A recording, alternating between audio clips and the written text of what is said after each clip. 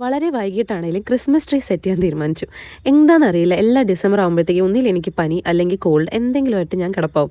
അപ്പോൾ കോൾഡിൽ നിന്നൊക്കെ ഒന്ന് റിക്കവറായി വന്നപ്പോഴത്തേക്കും ക്രിസ്മസ് ട്രീ സെറ്റ് ചെയ്യാമെന്ന് വിചാരിച്ചു. കൈ കിട്ടിയ സാധനങ്ങളൊക്കെ എങ്ങനെയൊക്കെയോ വലിച്ചു വാരി അറേഞ്ച് ചെയ്തു.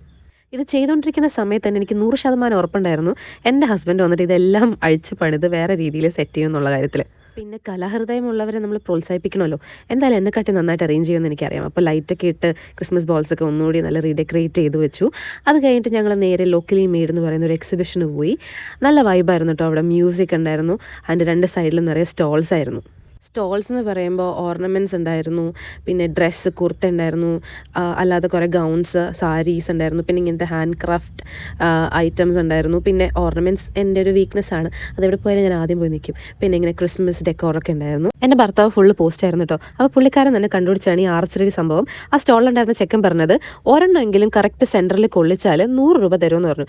എൻ്റെ ഭർത്താവ് അത് കേട്ട പാതി കേൾക്കാത്ത പാതി ഒന്നല്ല രണ്ടല്ല 3 എണ്ണമൊക്കെ കൊള്ളിച്ചു. ആ ചെക്കൻ്റെ കാശ് പോയ സങ്കടത്തിലും അവൻ വന്ന് കൺഗ്രാജുലേഷൻസ് ഒക്കെ പറയുന്നത് കണ്ടു. അവൻ്റെ വലിയ മനസ്സ്. പിന്നെ അവിടെ ഹണി ടേസ്റ്റിങ്ങും ഫുഡും സ്നാക്സും അങ്ങനെ കുറച്ച് കാര്യങ്ങളൊക്കെ ഉണ്ടായിരുന്നു. എല്ലാം ഇങ്ങനെ കണ്ട് കറങ്ങി നടന്നപ്പോഴത്തേക്കും ഞാൻ എൻ്റെ പനിയെ പറ്റിയും ജലദോഷത്തിനെ പറ്റിയൊക്കെ മറന്നു. എന്തെന്തായി അതിൻ്റെ ആഫ്റ്റർ എഫക്ട്സ് ഞാൻ തന്നെ അനുഭവിക്കേണ്ടി വന്നു. അന്ന് രാത്രി വീസിങ് ആയിട്ട് കുറേ നേരം ഹോസ്പിറ്റലിൽ പോയിരുന്നപ്പോഴത്തേക്ക് സമാധാനമായി.